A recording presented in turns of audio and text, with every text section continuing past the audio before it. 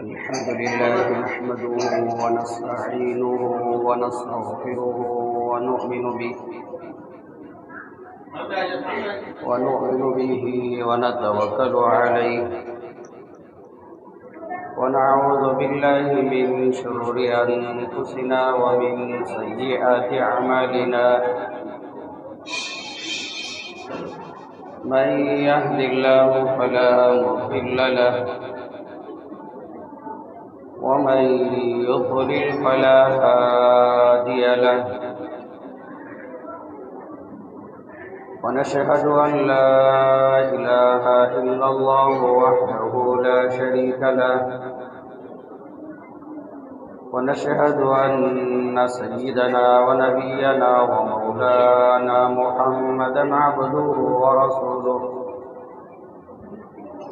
أما بعد فأعوذ بالله من الشيطان الرجيم بسم الله الرحمن الرحيم يا أيها الناس قد جاءكم الرسول بالحق من ربكم فآمنوا خيرا لكم وقال تعالى ما كان محمد أبا أحد من رجالكم ولكن رسول الله وخاتم النبيين قال النبي صلى الله عليه وسلم لا يؤمن أحدكم حتى يكون هواه تبعا لما جئت به أو كما قال النبي صلى الله عليه وسلم رب اشرح لي صدري ويسر لي أمري واحلل عقدة من لساني يفقهوا قولي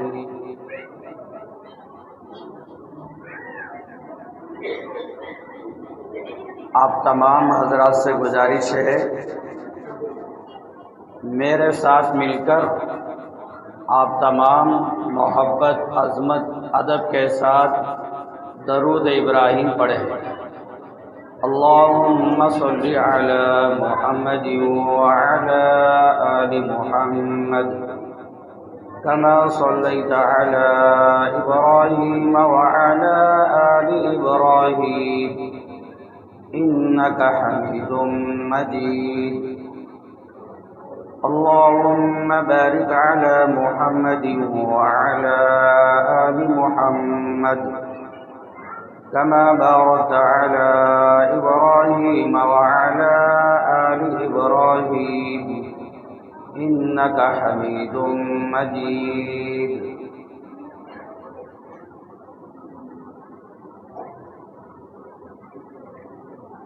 حضرات علماء کرام اور اس مسجد کے ذمہ داران اور اس گاؤں کے رہنے والے میرے تمام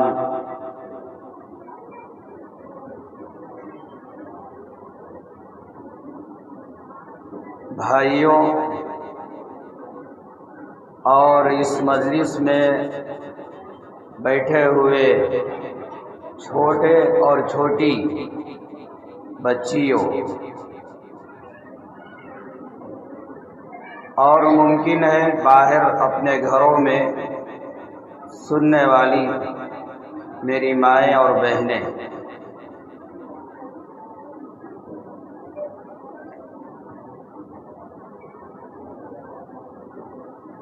آج کی مجلس میں آج کے جلسے میں پہنچ کر میری خوشی کی انتہا نہ رہی اور آپ تمام حضرات کے لیے دل سے دعائیں بہت نکل رہی تھی۔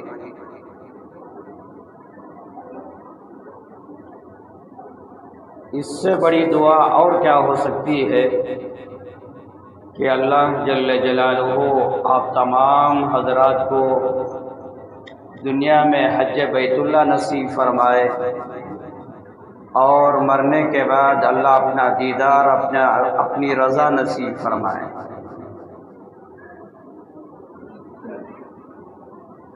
اب کوئی یہ نہ سمجھے مولانا کے لیے کیا دعا ہے، وہ دعا انفرادی ہے۔ بہت خوشی، بہت مسرت ہوئی، ماشاءاللہ، الحمدللہ۔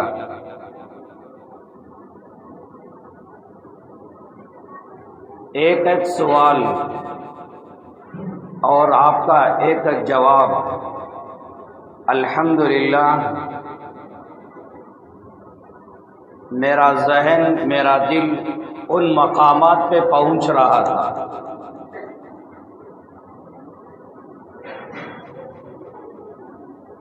جیسے سوال کیا گیا حضرت حلیمہ رضی اللہ عنہا کہاں سے آئی، تو کسی نے جواب دیا قبیلہ بنو سعد۔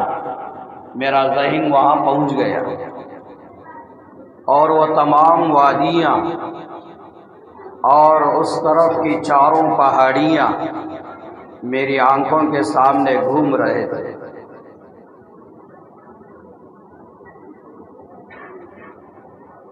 اسی طرح اور کئی سوالات اور اس کے جوابات جہاں جہاں وہ واقعہ پیش آیا، الحمدللہ میرے ذہن وہاں پہنچ رہا تھا۔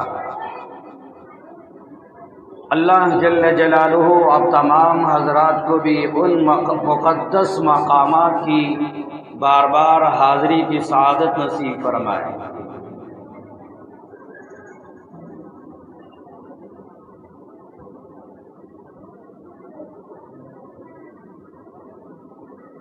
ہمارا دین، ہمارا اسلام، اس کو جاننا چاہیے، اس کو سیکھنا چاہیے اور اس کو سمجھنا چاہیے اور اس پر عمل کرنا چاہیے۔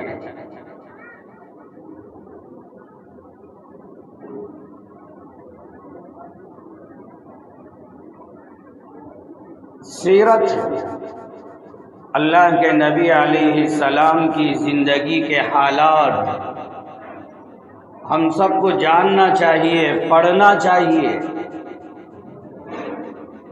اور جن کتابوں میں اللہ کے نبی علیہ السلام کی سیرت لکھی ہوئی ہے ان کتابوں کو خرید کر پڑھنا چاہیے۔ موبائل کی دنیا، واٹس ایپ، فیس بک، اس طرح کی چیزوں میں ہماری زندگیاں تباہ ہو رہی ہیں۔ ان تمام چیزوں کو چھوڑ کر اللہ کے نبی علیہ السلام کی سیرت، ان کی زندگی کے واقعات اور حالات جن کتابوں میں لکھے گئے ان کتابوں سے تعلق ہونا چاہیے اور پڑھنا چاہیے۔ پڑھیں گے آپ، مطالعہ کریں گے آپ، کہو انشاءاللہ اللہ عمل کی توفیق عطا فرمائے۔ جو باتیں آپ کے سامنے آئیں گی صحیح نیت کے ساتھ، صحیح ارادے کے ساتھ آپ سنیں گے اور عمل کریں گے۔ عمل کریں گے، کیسا عمل کریں گے؟ جیسے صحابہ نبی کریم صلی اللہ علیہ وسلم کی مقدس زبان سے سنتے فوراً عمل کرتے، ویسا عمل مجھے بھی کرنا چاہیے، آپ کو بھی کرنا چاہیے۔ کریں گے انشاءاللہ۔ ابو داؤد شریف میں ایک روایت ہے، ابو جريح جابر بن سلیم رضی اللہ عنہ ایک صحابی ہے۔ میری ایک بات توجہ کے ساتھ سنیں اور یاد رکھیں. جیسے ابھی ہمارے مولانا کئی سوالات آپ سے کیے، صحیح جوابات دینے کی بنیاد پر آپ حضرات کو قلم پین دیا گیا. انشاءاللہ میری بات ختم ہونے کے بعد صرف 3 سوالات کروں گا. جو جواب دیں گے صحیح، انشاءاللہ میں اپنی طرف سے ان کو انعام دوں گا. علماء سے سوالات نہیں ہوں گے، میرے بھائیوں سے سوالات ہوں گے، سنیں گے انشاءاللہ. اور بچوں سے سوالات نہیں ہوں گے، بڑوں سے سوالات ہوں گے. جو میں تذکرہ کروں گا انہی میں سے سوالات انشاءاللہ.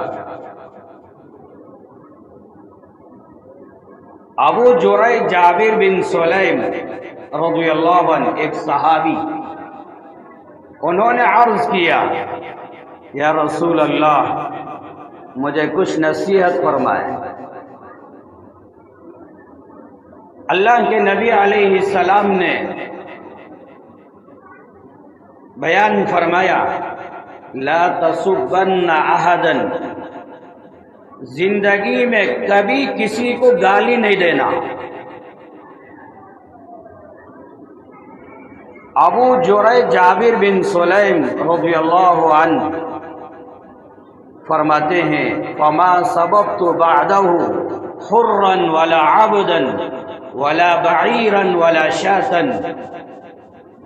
اللہ کے نبی علیہ السلام مجھے کہنے کے بعد میں کبھی اپنی زندگی میں نہ کسی آزاد آدمی کو گالی دیا، نہ کسی غلام کو گالی دیا، نہ کسی اون کو گالی دیا، نہ کسی بکری کو گالی دیا.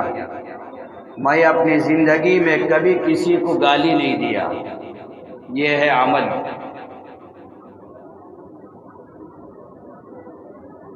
گالیوں کا رواج، گالیوں کا ماحول، نعوذ باللہ من ذالک. بچہ گالی دینے والا، ماں باپ اپنے بچوں کو گالیاں دینے والے، اور چھوٹے چھوٹے بچے نادانی کی وجہ سے 3 سالہ 4 سالہ بچے نادانی کی وجہ سے لوگوں سے سن کے اپنے ماں باپ کو گالیاں دینے والے، بچیوں کے زبان سے گالیاں سن کر ماں باپ خوش ہونے والے. اللہ کے نبی علیہ السلام نے بیان فرمایا جب میری امت گالی گلوچ میں مبتلا ہو جائے، میری امت اللہ کی نگاہ سے گر جائے گی.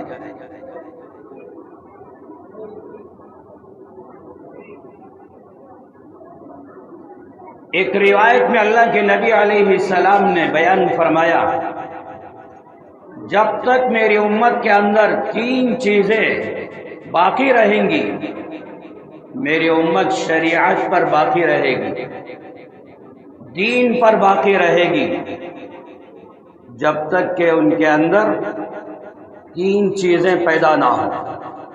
ہاں یوں روایت، جب تک میری امت کے اندر 3 چیزیں پیدا نہ ہوں، میری امت شریعت پر، دین پر باقی رہے گی، خیر پر باقی رہے گی.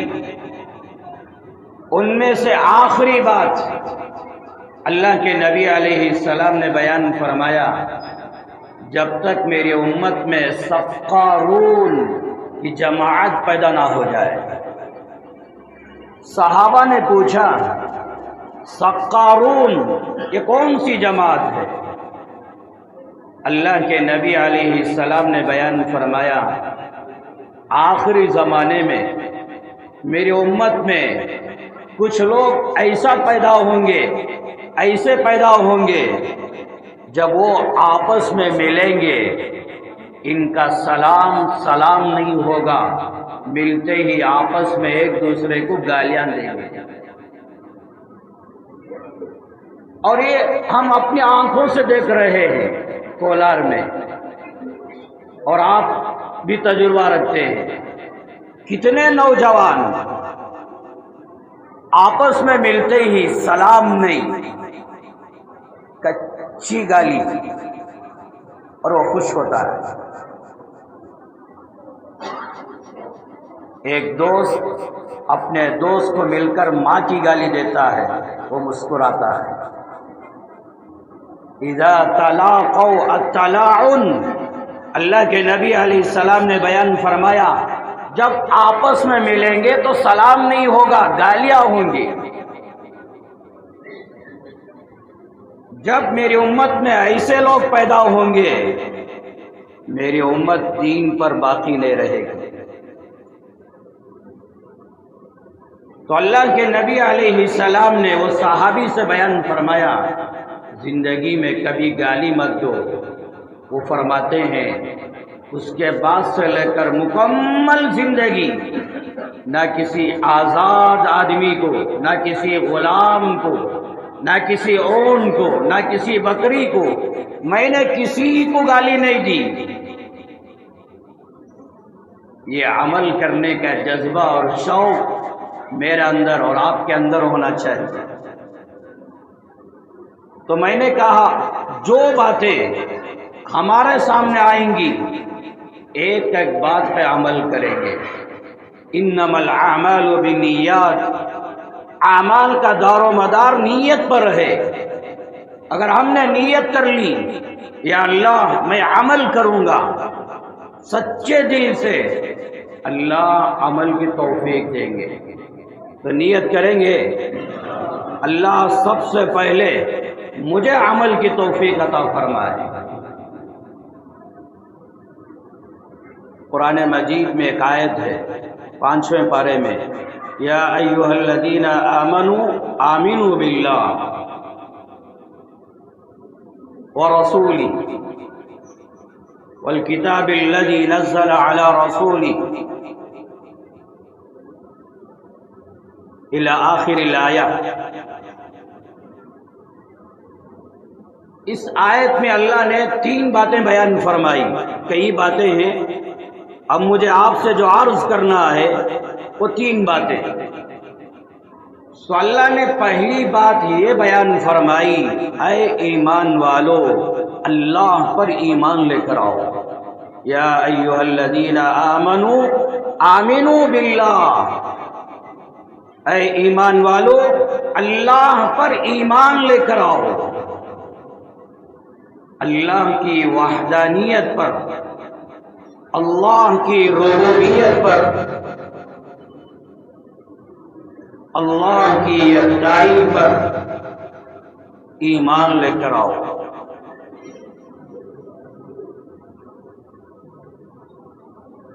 نفع کا مالک اللہ، نقصان کا مالک اللہ، اللہ کے علاوہ کوئی اور نفع اور نقصان کا مالک نہیں ہے۔ جی ایسا ہی ساؤنڈ رکھ دیں، مہربانی ہوگی۔ جیسے اندر کا ساؤنڈ آ رہا تھا، اندر جو آواز آ رہی تھی نا ویسا آواز ہے۔ وَيَعْبُدُونَ مِن دُونِ اللَّهِ مَا لَا يَضُرُّهُمْ وَلَا يَنفَعُهُمْ۔ قرآن مجید میں اللہ نے بیان فرمایا اللہ کے علاوہ جن چیزوں کی تم عبادت کرتے ہو وہ تمام چیزیں نہ نقصان کے مالک ہیں نہ نفع کے مالک ہیں۔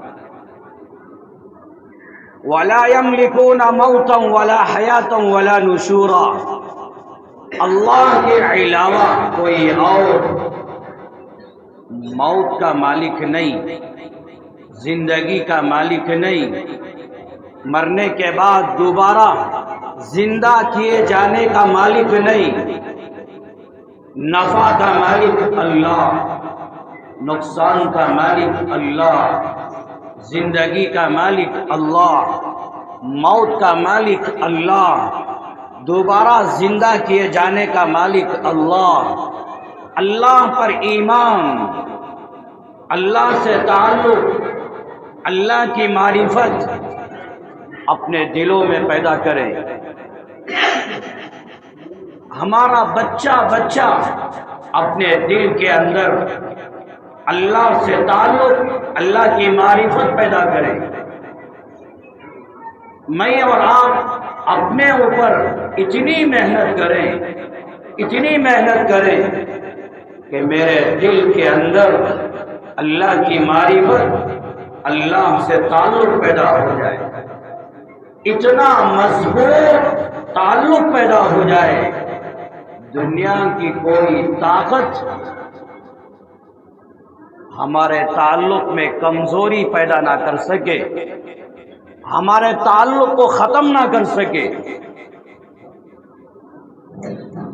آج ہمارا تعلق نہیں ہے اللہ سے، جس کی وجہ سے ہمارے نوجوان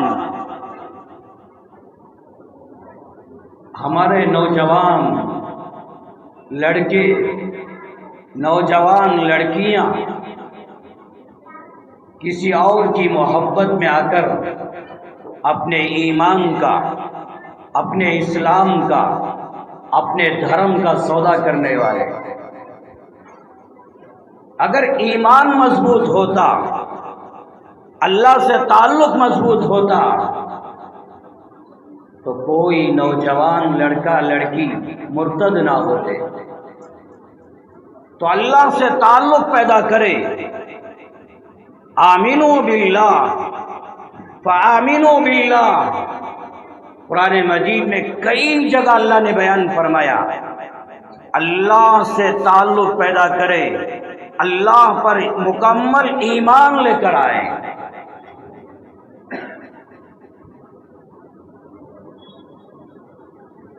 ہمارا جو بھی سوال اللہ سے مانگے، ہماری جو بھی ضرورت اللہ سے مانگے۔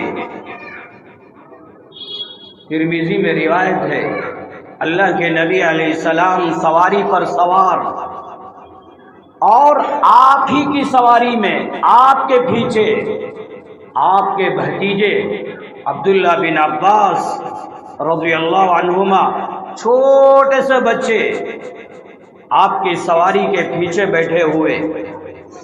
اللہ کے نبی علیہ السلام نے فرمایا، بیٹے اذا سألت فاسأل اللہ وَإِذَا اسْتَعَنْتَ فَاسْتَعِنْ بِاللَّهِ،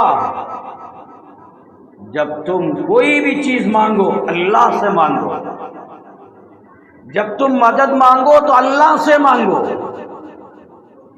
یہ ہے اللہ سے تعلق۔ صحت اللہ سے مانگو، حلال روزی اللہ سے مانگو، خاص گھر، خاص دکان اللہ سے مانگو، نیک اولاد اللہ سے مانگو، اپنا ہر مسئلہ، اپنی ہر حاجت اللہ سے مانگو۔ تو پہلی بات اللہ سے تعلق پیدا کرو، کریں گے؟ یا ایھا الذین آمنوا آمنوا باللہ ورسولہ۔ اور دوسری بات اللہ نے بیان فرمایا، اے ایمان والو، حضرت محمد صلی اللہ علیہ وسلم پر ایمان لے کر آؤ، آپ کی باتوں پر ایمان، آپ کی اداؤں پر ایمان، آپ کی شریعت پر ایمان، آپ کی ولادت پر ایمان، آپ کے بچپنے پر ایمان، آپ کی جوانی پر ایمان، آپ کی مکی زندگی پر ایمان، آپ کی مدنی زندگی پر ایمان، آپ کے سفر کی زندگی پر ایمان، آپ کے حضر کی زندگی پر ایمان، آپ کے نکاحوں پر ایمان، آپ کے سونے پر جاگنے پر ایمان، آپ کے جسم مبارک کے ذرے ذرے پر ایمان، آپ کی نبوت، آپ کی رسالت پر ایمان، آپ کے دنیا سے پردہ ہونے پر ایمان، آپ اپنے روضہ اطہر پر باحیات ہونے پر ایمان، آپ کی شفاعت پر ایمان،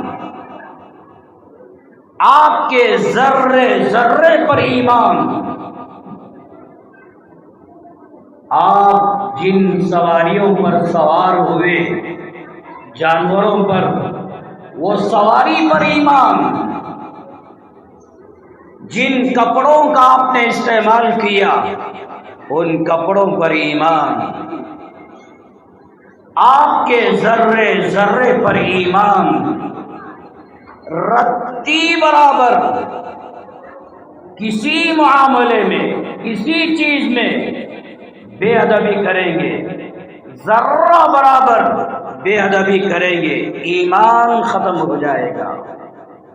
مثال کے طور پر جن کپڑوں کو آپ نے پہنا، اگر کوئی ان کپڑوں کی توہین کرے رتی برابر، فقہا نے لکھا ہے وہ کافر ہو جاتا ہے۔ زمین کا جو حصہ،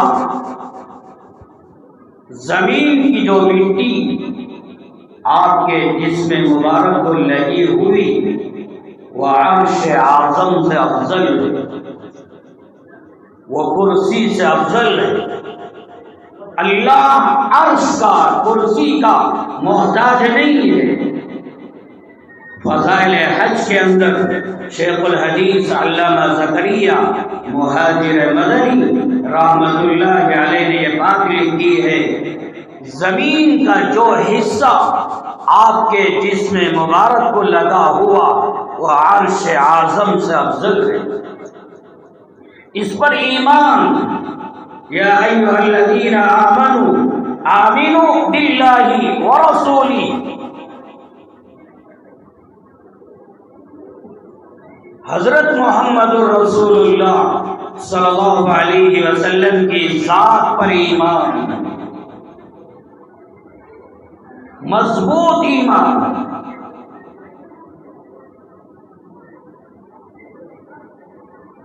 آپ پر قرآن نازل کیا گیا، آپ پر شریعت نازل کی گئی، ایک ایک مسئلے پر، ایک ایک حکم پر، آپ کی ایک ایک ادا پر کامل ایمان۔ ابھی ہمارے مولانا نے سوال کیا، اللہ کے نبی علیہ السلام کو سب سے زیادہ پسندیدہ غذا کون سی تھی؟ کئی ساتھیوں نے کہا گوشت۔ ایک روایت میں آیا اللہ کے نبی علیہ السلام کو سب سے زیادہ پسندیدہ غذا کدو۔ وہ روایت کرنے والے صحابی روایت فرماتے ہیں، اس کے بعد میں جب بھی دسترخوان پہ بیٹھتا کدو تلاش کرتا مجھے مل جائے اور میں استعمال کروں۔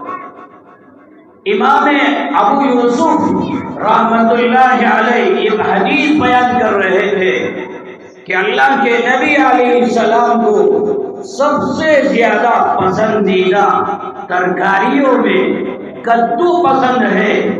ایک صاحب کھڑے ہو گئے، یوں کہنے لگے مجھے کدو پسند نہیں ہے۔ سیدنا امام ابو یوسف رحمت اللہ علیہ جلال میں آ گئے اور کہا میں قاضی ہوں، چیف جسٹس ہوں پورے ملک کا، توبہ کر لے، اگر توبہ نہیں کیا تیری گردن اڑانے کا حکم صادر کر دوں گا۔ میں حدیث بیان کر رہا ہوں، اللہ کے نبی علیہ السلام کو کدو پسند ہے اور تو کہہ رہا ہے کہ مجھے پسند نہیں۔ آپ کی غذاؤں پر ایمان۔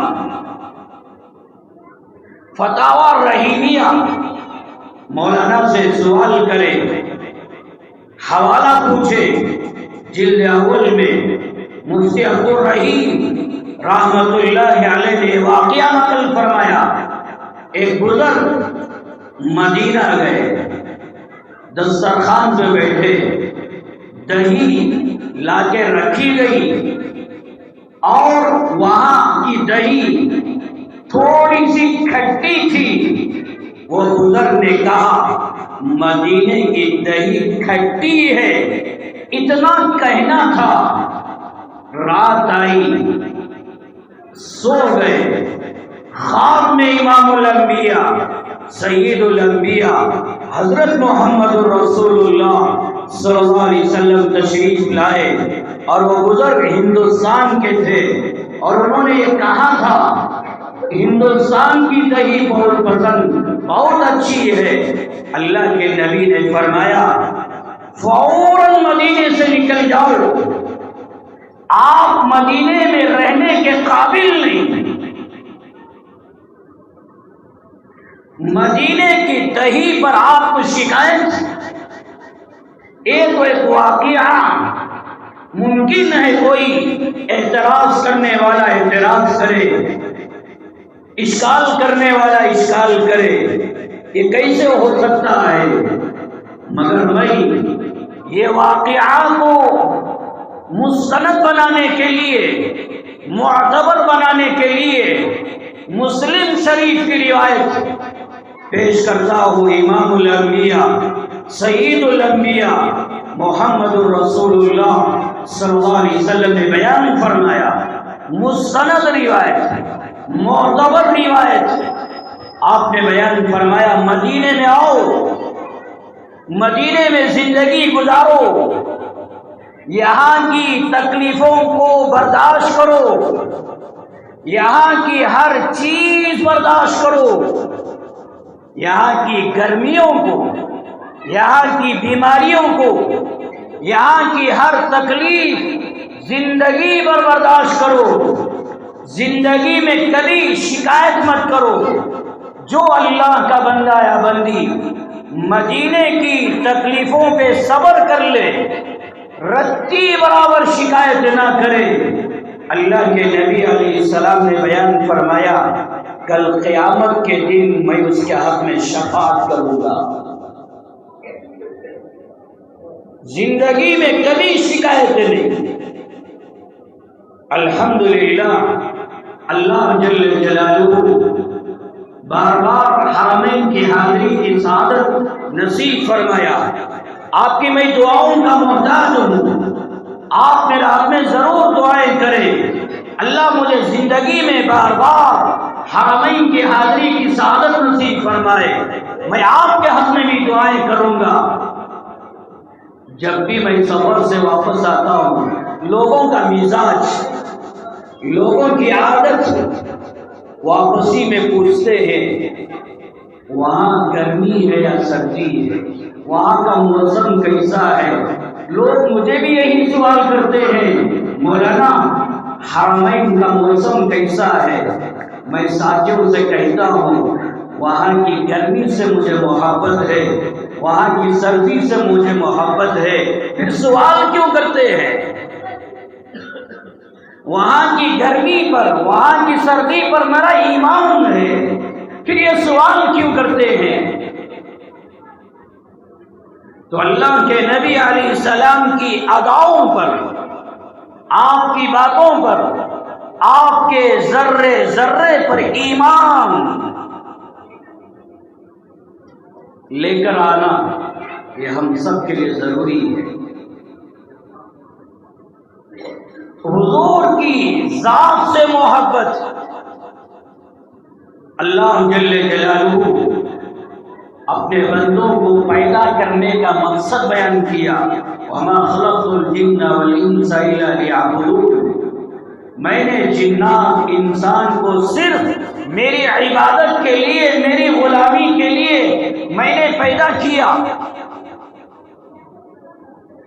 اب انسان اللہ کی غلامی، اللہ کی بندگی کیسے کرے، یہ سمجھانے کے لیے، یہ بتانے کے لیے اللہ نے دنیا میں 1,24,000 نبیوں کو روانہ فرمایا۔ حضرت آدم علیہ السلام سے لے کر حضرت عیسیٰ علیہ السلام تک جتنے پیغمبر آئے، ہر زمانے میں کوئی نہ کوئی پیغمبر ضرور آیا۔ وَلِكُلِّ قَوْمٍ هَادٍ وَإِن مِّنْ أُمَّةٍ إِلَّا خَلَا فِيهَا نَذِيرٌ ثُمَّ أَرْسَلْنَا رُسُلَنَا تَتْرَىٰ۔ الگ الگ آیتوں میں اللہ نے بیان فرمایا، ایک نبی کے بعد دوسرا نبی، پھر ایک نبی، پھر ایک نبی، اللہ روانہ کرتا رہا یہاں تک کہ عیسیٰ علیہ السلام دنیا میں تشریف لائے۔ اور ایک وقت آیا اللہ جل جلالہ عیسیٰ علیہ السلام کو زندہ آسمانوں پر اٹھا لیا۔ میرا اور آپ کا ایمان ہے کہ عیسیٰ علیہ السلام آسمان پر باحیات ہیں۔ قیامت کے قریب عیسیٰ علیہ السلام دنیا میں آئیں گے اور میرے اور آپ کے نبی کی شریعت پر عمل کریں گے، اسلام پر عمل کریں گے، اسی کی دعوت دیں گے اور اللہ کے نبی علیہ السلام کی نبوت کی طرف بلائیں گے۔ پھر ایک وقت آئے گا ان کا بھی انتقال ہو جائے گا۔ بہرحال عیسیٰ علیہ السلام کو اللہ نے آسمانوں پر اٹھا لیا، عیسیٰ علیہ السلام اٹھا لیے گئے۔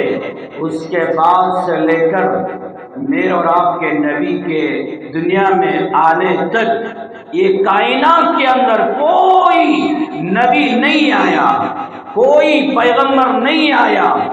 عیسیٰ اور ہمارے نبی کے درمیان کتنے سالوں کا عرصہ گزر گیا، کتنا زمانہ گزر گیا۔ سیدنا امام بخاری رحمت اللہ علیہ اپنی بخاری میں 30 پارے کو نقل فرمایا ہے، جیسے قرآن میں 30 پارے، بخاری میں بھی 30 پارے۔ 15واں پارہ آخر کی روایت امام بخاری رحمت اللہ علیہ نے سیدنا سلمان فارسی رضی اللہ عنہ کا قول نقل فرمایا ہے، فترتم بین عیسیٰ و محمد صلی اللہ علیہ وسلم 600 سنہ، عیسیٰ اور ہمارے نبی کے درمیان 600 سال کا زمانہ گزر گیا۔ کوئی نبی نہیں آیا، کوئی پیغمبر نہیں آیا۔ یہ پوری کائنات نبیوں سے خالی، پیغمبروں سے خالی، پھر دنیا کا کیا حال ہوگا، انسانوں کا حال کیا ہوگا؟ انسانوں میں کوئی انسانیت نہ رہی، انسانوں میں جانوروں کے اخلاق، درندوں کے اخلاق، دنیا میں ظلم و ستم کا ماحول، نفرتوں کا ماحول، ایک دوسرے کے خون کے پیاسے، یہاں تک کہ اتنی جہالت اور یہاں معصوم بچیاں، معصوم چھوٹے چھوٹے بچے بیٹھے ہوئے ہیں۔ ان بچوں کے سامنے وہ زمانے کی خرابیاں، وہ زمانے کے بد اخلاق، ان کی بد کرداری میں آپ کے سامنے بیان کرتے ہوئے شرم محسوس کرتا ہوں۔ عورتوں کا کیا حال، میرے جانے کے بعد مولانا سے سوال کر لینا، الرحیق المختوم اس کے اندر اور خطبات حکیم الاسلام جلد دوم کے اندر اس طرح کے واقعات ہمارے علماء نے پوری تفصیل کے ساتھ بیان فرمایا ہے۔ ایک کالا کلوٹا نوجوان لڑکا نوجوان خوبصورت لڑکی سے نکاح کر لیتا، وہ زمانے میں قانون تھا۔ یہ نوجوان خوبصورت لڑکی اپنے کالے کلیپے شوہر کو چھوڑ کر کسی اور اجنبی مرد جو گورا نوجوان ہو اس کے بستر پر جا سکتی تھی، حرام میں مبتلا ہو سکتی تھی، اور اس کے ملنے کی وجہ سے کوئی اولاد ہو جائے۔ اس زمانے کا یہ قانون تھا۔ وہ ملاقات کے نتیجے میں میں اپنی آنکھیں بند کر کے یہ منظر بیان کر رہا ہوں کہ اگر کوئی اولاد پیدا ہو جائے، اس زمانے کا قانون یہ کہتا تھا کہ یہ بچے کی نسبت اپنے شوہر کی طرف لوٹتی ہے، وہ حرام کی طرف نہیں لوٹتی۔ اس زمانے میں کوئی کسی گھر میں کوئی بچہ پیدا ہوتا، شراب کے ذریعے سے ان کی گھٹی ڈالی جاتی تھی، تحنیک کیا جاتی تھی۔ میں اور آگے کے حالات میں آپ کے سامنے بیان نہیں کروں گا، معصوم بچوں کا ذہن خراب ہو جائے گا۔ ایسے گندہ ماحول، نفرتوں کا ماحول، جہالت کا ماحول، شراب کا ماحول، گھر گھر میں اپنا ایک خدا، ایسے گئے گزرے زمانے میں، ایسی جہالت کے زمانے میں اللہ کو رحم آیا، میرے بندوں کا حال کیا ہے، میری بندیوں کا حال کیا ہے، یہ مجھے بھول چکے ہیں۔ دنیا میں عدل و انصاف کا کوئی ماحول نہیں ہے، نفرتوں کا ماحول قائم ہو چکا ہے۔ اللہ نے رحم فرمایا، کرم فرمایا، اپنے بندوں کی اصلاح کے لیے، تربیت کے لیے کس کو روانہ کیا؟ ابھی اذان ہوگی، اذان کے بعد میں بات ہوگی، اذان کا جواب ہے۔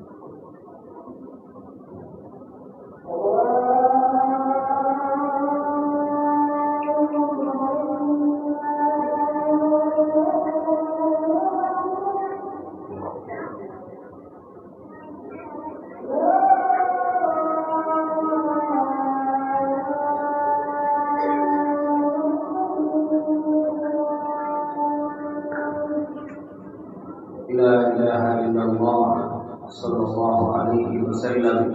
اللهم رب هذه الدعوة التامة والصلاة القائمة آت محمدا الوسيلة والفضيلة وابعثه مقاما محمودا الذي وعدته إنك لا تخلف الميعاد.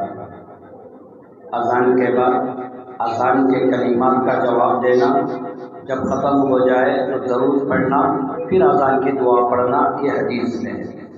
سمجھ گئے؟ عمل کریں گے آئندہ اللہ ہم سب کو عمل کی توفیق عطا فرمائے۔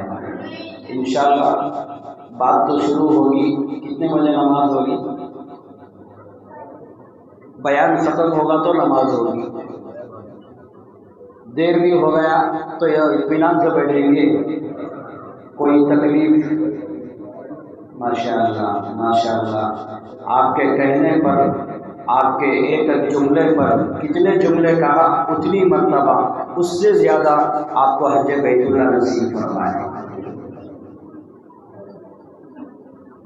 تو میں یہ عرض کر رہا تھا آپ کی خدمت میں، ایسے گندے ماحول میں اللہ جل جلالہ نے رحم فرمایا، رحم فرما کر انسانیت پر اپنا آخری، اپنا محبوب، اپنا لاڈیلا، اپنا شہیدہ، میں کیا کیا لفظ استعمال کروں، میرے اندر وہ صلاحیت بھی نہیں ہے کہ میں وہ خوبصورت جملے استعمال کروں۔ بہرحال امام الانبیاء، سید الانبیاء، خاتم الانبیاء محمد رسول اللہ صلی اللہ علیہ وسلم کو ربیع الاول کے مہینے میں مکہ مکرمہ کی سرزمین میں آمینہ کے گھر میں، آمینہ کے پیٹ سے اللہ اپنے محبوب کو پیدا فرمایا۔ مشہور تو یہ ہے آپ دنیا میں 12 ربیع الاول کو تشریف لائے، مشہور تو یہ ہے، اکثر محدثین فقہا یہ بیان فرماتے ہیں آپ ربیع الاول 8 تاریخ پیر کی صبح آمینہ کے گھر میں آپ تشریف لائے۔ یہ اختلاف اپنی جگہ، بہرحال اللہ جل جلالہ نے میری اور آپ کی اصلاح کے لیے، تربیت کے لیے، پوری امت کی اصلاح اور تربیت کے لیے اپنا آخری نبی روانہ فرما دیا۔ آپ کے دادا عبد المطلب تھے ویسے زمانے میں، لیکن بڑے دیندار تھے، نیک تھے۔ مکے کے گھر گھر میں شراب کا ماحول، عبد المطلب کبھی شراب استعمال نہیں کیے۔ زنا کا ماحول، عبد المطلب کبھی زنا نہیں کیے، بلکہ عبد المطلب مکے کی سرزمین میں شراب سے روکتے تھے، زنا سے روکتے تھے، اور لوگوں سے کہتے تھے لوگوں اپنی ماں سے نکاح مت کرو۔ اب سمجھ جائیے، اسی لیے تو اللہ نے کہا حرمت علیکم امہاتکم، ماں سے نکاح کرنا حرام تھا اور زمانے میں رواج۔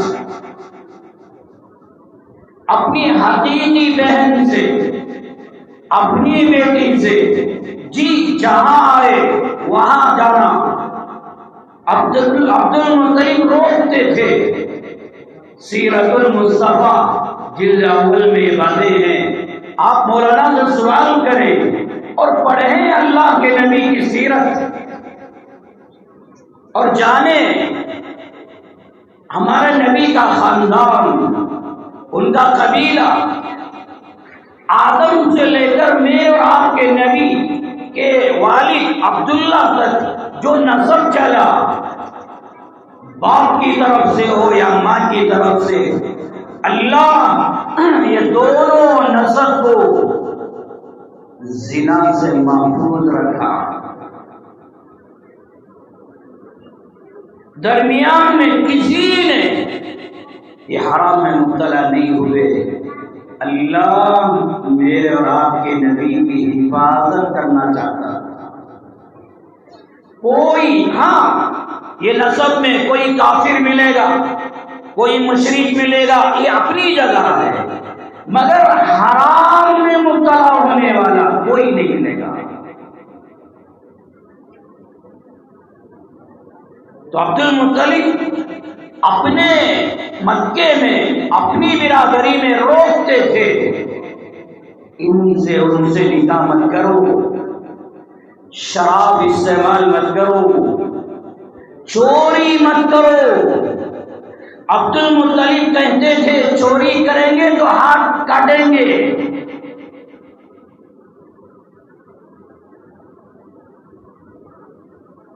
اپنی بچیوں کو زندہ دفن مت کرو، عبد المطلب روکتے تھے۔ یہ ان کے اخلاق، یہ ان کے صفات، اور اللہ نے ان کی باتیں اسلام میں بھی باقی رکھا، بلکہ وہ اسلام ہی کی باتیں تھیں۔ اللہ ان کی زبان پہ جاری فرمایا کہ آپ ان باتوں سے روکیں۔ تو عبد المطلب کو کئی لڑکے، چھوٹا لڑکا عبداللہ، بڑی محبت، بڑے خوبصورت، بڑے اچھے اخلاق کے مالک، شادی کے لائق ہوئے۔ عبد المطلب نے سوچا میرا لخت جگر نکاح کرنا چاہیے۔ مکے کی وادی کو چھوڑ کر مدینے میں، اس زمانے میں مدینے کو یثرب کہتے تھے، مدینہ تشریف لے گئے۔ وہاں قبیلہ بنو زہرہ، بڑی عزتوں کا مالک، شرافت کا مالک، اس قبیلے میں بڑے عمدہ صفات،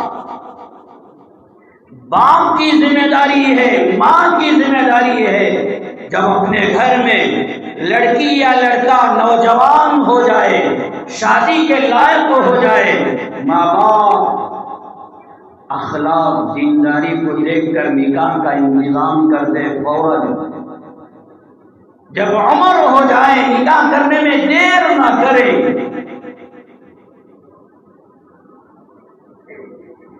یہ ماں باپ کی ذمہ داری ہے، بچوں کی بھی ذمہ داری ہے کہ بچے اپنی من پسند کے نکاح نہ کریں۔ ماں باپ بڑے ہیں، ان کے تجربے بھی حاصل کریں، ان سے بھی کہیں ہاں اسلام نے اجازت دی ہے، آپ راضی ہیں تو نکاح کریں، مگر ماں باپ کا تجربہ ضرور حاصل کریں، اپنے نکاح میں ان کی رضا ضرور شامل کریں۔ بہرحال بات ادھر ادھر چلی جائے گی۔ عبد المطلب نے سوچا میرا نوجوان بچہ، چلو نکاح کریں گے، لے کر مدینہ روانہ ہوئے۔ اب درمیان میں دوران سفر کیا کیا حالات پیش آئے میں نظر انداز کرتے ہوئے سیدھا مدینہ پہنچ جاتا ہوں۔ آج جو گئے ہیں آپ بھی اپنے تصور میں مدینہ پہنچ جائیں۔ عبد المطلب مدینہ پہنچے، اس قبیلے میں گئے، اور وہاں ایک گھر تھا، اس گھر میں ایک بچی تھی نوجوان خوبصورت، ان کے گھر میں گئے، ان سے کہا آپ کی بیٹی سے میرے بیٹے سے نکاح کرنے کے لیے مکہ سے آپ کے پاس آیا ہوں، اور وہاں اس گھر کا شوہر تھا، برا اس گھر کی عورت تھی، یعنی اس بچی کی ماں تھی۔ یہ دو ماں باپ اس گھر میں ایک نوجوان خوبصورت اور صفات کی مالک ایک لڑکی تھی۔ عبد المطلب نے کہا آپ کے گھر میں یہ لڑکی، میرا لڑکا، ماشاءاللہ نکاح کا پیغام لے کر آیا ہوں، آپ نکاح کر دیں۔ ان ماں باپ نے، ان کے گھرانے نے یہ نوجوان لڑکے کو دیکھا، ماشاءاللہ کیا چہرہ، کیا خوبصورتی، وہ پہچان گئے اور قبول کر لیا۔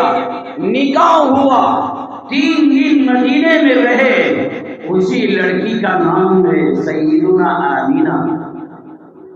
نکاح ہوا، 3 دن رکے رہے، پھر وہاں سے اپنے گاؤں مکہ واپس آئے، مکے میں رہے۔ پھر ایک وقت آیا، عبداللہ اپنا گھرانہ اور اپنا خاندان یعنی دادا وغیرہ، ان کی خدمت کے لیے، ان کی ذمہ داریوں کو پورا کرنے کے لیے، ان کے حقوق ادا کرنے کے لیے عبداللہ تجارت کا مال لے کر مکے سے ملک شام کی طرف روانہ ہوئے۔ جب ملک شام کی طرف روانہ ہوئے، مدینے سے ہوتے ہوئے جانا چاہ رہے تھے۔ جب وہاں پہنچے بیمار، اور بھی قافلہ تھا، تجارت کے نیت سے نکلے تھے، جب بیمار ہو گئے یہیں چھوڑ کے آگے بڑھ گئے۔ وہ قافلہ ملک شام پہنچا، تجارت کی، مال کمایا، نفع کمایا، واپس آئے، پھر مکہ پہنچ گئے تو دیکھا عبد المطلب نے اور ان کے رشتہ داروں نے کہ قافلہ تو واپس آ گیا، عبداللہ نظر نہیں آ رہا ہے۔ وہ زمانہ موبائل کا نہیں تھا کہ لمحے کی خبر امریکہ کو پہنچا دے، یہاں کی خبر لمحے میں مکہ پہنچا دے، مدینہ پہنچا دے۔ واٹس ایپ کا زمانہ نہیں، موبائل کا زمانہ نہیں۔ جب قافلہ مکے میں پہنچا، دیکھا ہمارا عبداللہ نظر نہیں آ رہا ہے۔ پوچھا کیا ہوا؟ قافلے نے کہا کہ دوران سفر عبداللہ وہاں رکے، بیمار ہو گئے۔ واپسی میں پتہ چلا کہ چند دنوں کے بعد وہیں پر عبداللہ کا انتقال ہو گیا، وہیں کو دفن کر دیا گیا۔ میرے بھائیوں، دادا پہ کیا گزرا ہوگا، اور یہ نوجوان لڑکی ابھی نئی دلہن بن کے آئی آمینہ، ان کے اوپر کیا گزرا ہوگا۔ آمینہ کو بھی معلوم ہوا میرے سرتاج، میرے شوہر، میرے خاوند کا انتقال ہو گیا، بیوہ کی زندگی گزر رہی ہے۔ مگر کیا عجیب معاملہ ہے، اللہ کی قدرت کا نظام یہاں چل رہا تھا کہ آمینہ حالت حمل میں آ گئی، اور کیا نظارے، کیا کیا کارنامے کہ جہاں بھی جاتی ہے آپ پر اور بادل سایہ کرنے والے، کوئی خوشبو نہیں، کوئی عطر کا استعمال نہیں، پورا گھرانہ پریشان۔ ارے یہ آمینہ کون سا عطر استعمال کرتی ہے، حالانکہ کوئی خوشبو کا استعمال نہیں، مگر جسم کے اندر سے خوشبو، پورا گھرانہ پریشان، عبد المطلب پریشان۔ باپ کا انتقال ہو گیا، اور وہ وقت آیا ربیع الاول کا مہینہ، پیر کی صبح، اللہ جل جلالہ نے امام الانبیاء، سید الانبیاء حضرت محمد رسول اللہ صلی اللہ علیہ وسلم کو آمینہ کے پیٹ سے دنیا میں پیدا فرمایا۔ آمینہ فرماتی ہیں جب آپ کی ولادت ہوئی، رتی برابر، ذرہ برابر مجھے کوئی درد نہیں ہوا، کوئی تکلیف نہیں ہوئی۔ علامہ اشرف علی تھانوی رحمت اللہ علیہ سینکڑوں کتابیں لکھی، انہی کتابوں میں نشر الدین، وہ کتاب اٹھا کر پڑھیں، سیرت المصطفیٰ پڑھیں۔ ہر سیرت کی کتاب میں یہ بات لکھی ہوئی کہ فرماتی ہیں آپ کی ولادت پر رتی برابر، ذرہ برابر مجھے کوئی درد نہیں ہوا، کوئی تکلیف نہیں ہوئی، یہاں تک کہ جب آپ کی ولادت ہو گئی، آپ دنیا میں تشریف لا چکے، آپ کے جسم مبارک پر رتی برابر، ذرہ برابر کوئی گندگی نہیں، کوئی غلاظت نہیں۔ آپ جانتے ہیں، تجربہ رکھتے ہیں، بچہ ہو یا بچی ماں کے پیٹ سے باہر آتے ہیں تو غلاظت میں لپٹے ہوئے فوراً غسل دیا جاتا ہے، مگر یہاں بات ایسی نہیں ہے۔ آپ کے جسم مبارک پر رتی برابر، ذرہ برابر کوئی غلاظت نہیں، کوئی گندگی نہیں، پاک و صاف ہونے کی حالت میں آپ دنیا میں تشریف لائے۔ یہاں تک کہ جب کوئی بچہ یا بچی ماں کے پیٹ سے، آپ سمجھ جائیے، جب دنیا میں آتا ہے، بچے کی ناک، ماں کی آنکھ لگی ہوئی، آپس میں ملی ہوئی رہتی ہے، بعد میں نرس وہ انگڑی کو کاٹتی ہے، الگ کرتی ہے، مگر یہاں وہ معاملہ نہیں ہوا۔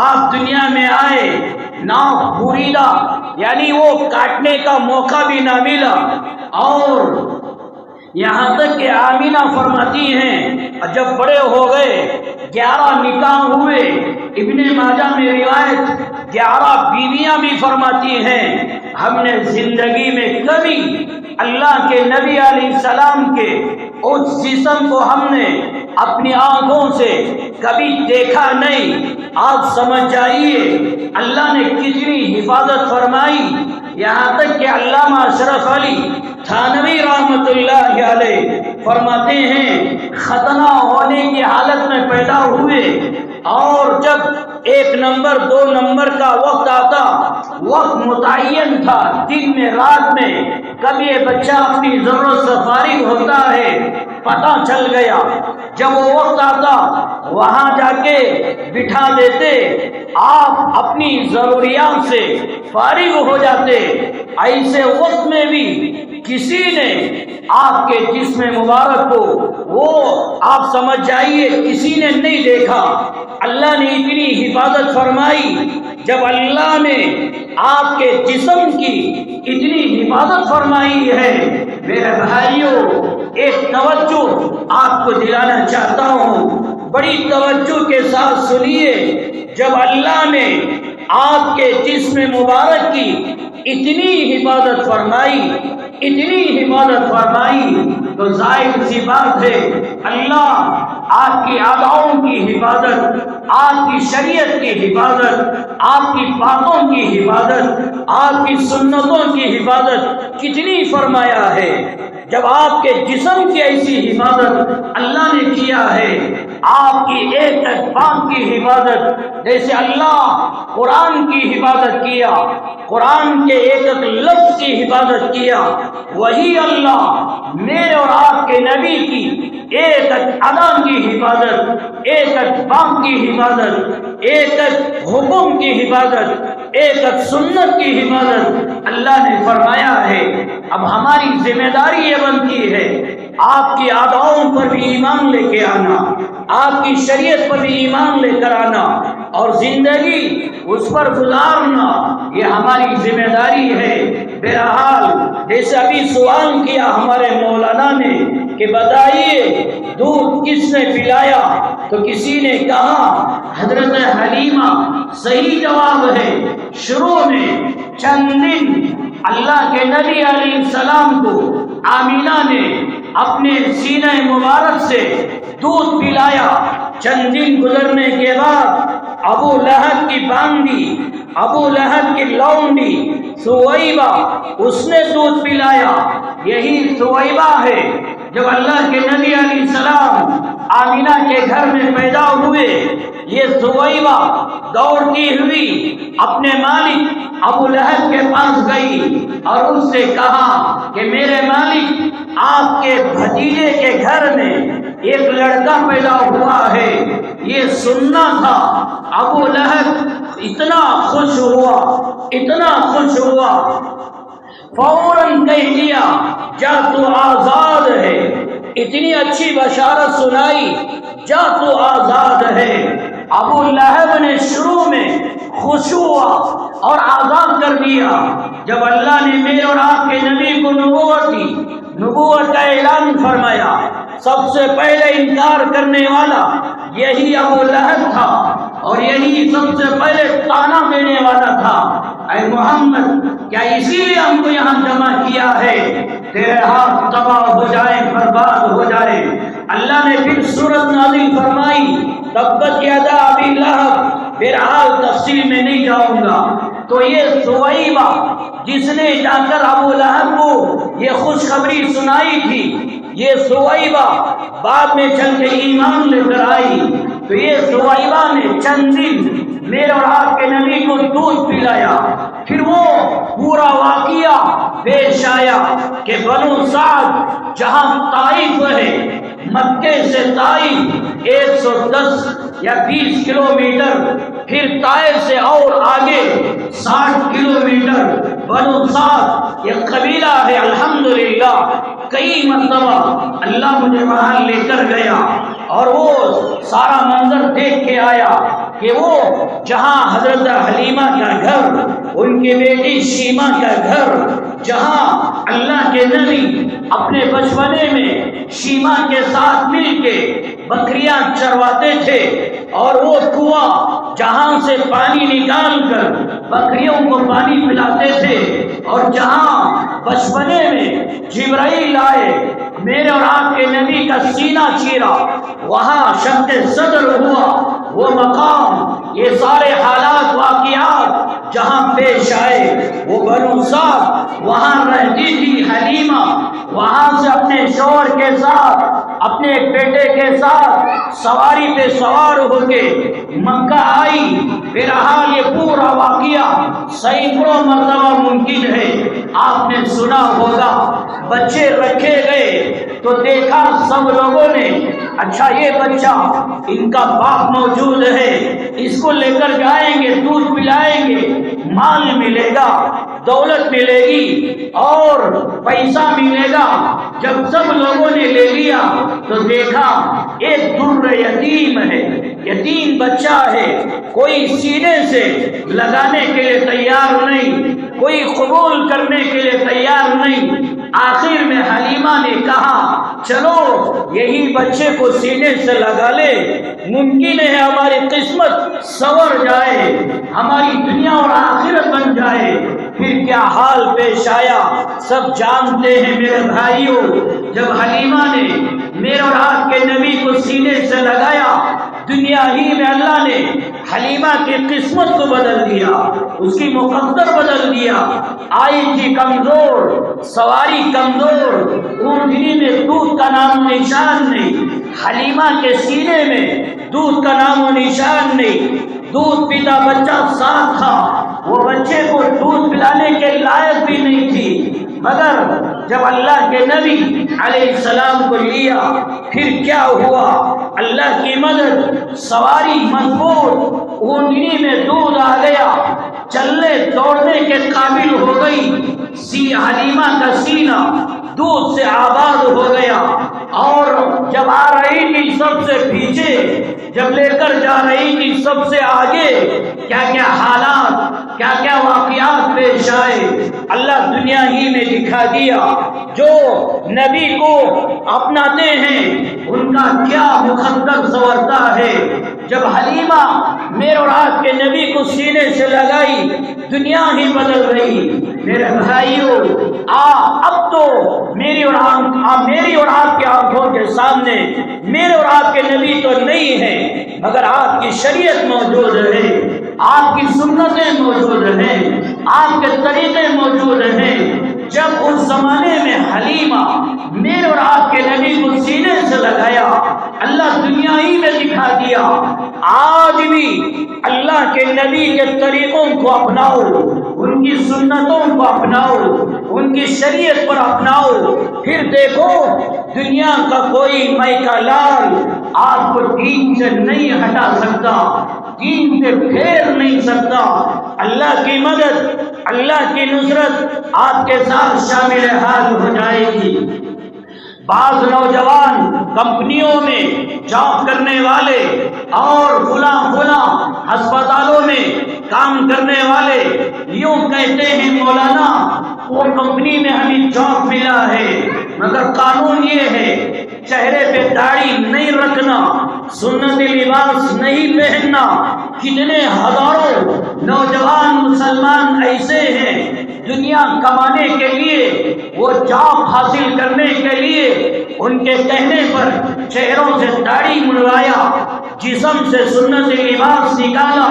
کتنی ہزاروں نوجوان لڑکیاں جب ایسی کمپنیوں میں جاتے ہیں، وہاں سے کہا جاتا ہے یہاں جاب ملنا ہو اور یہاں سے آپ کو دنیا حاصل کرنا ہو، یہاں نقاب کا استعمال، حجاب کا استعمال، فلاں استعمال، یہاں آگے نماز نہیں پڑھ سکتے، فلاں نہیں کر سکتے، فلاں نہیں کر سکتے، یہاں جاب کرنا ہو، یہاں کوئی اور بھی ہوگا کوئی اور بھی ہوگا، آپ سمجھ جائیے، کوئی مسلمان لڑکا بھی ہوگا، کوئی اور لڑکا بھی ہوگا، یہ آپس میں لڑکے لڑکیاں آپس میں مل کے رہنا ہوگا، خوش ہونا ہوگا، ایک دوسرے کے ساتھ کھانے پینے میں شریک ہونا ہوگا۔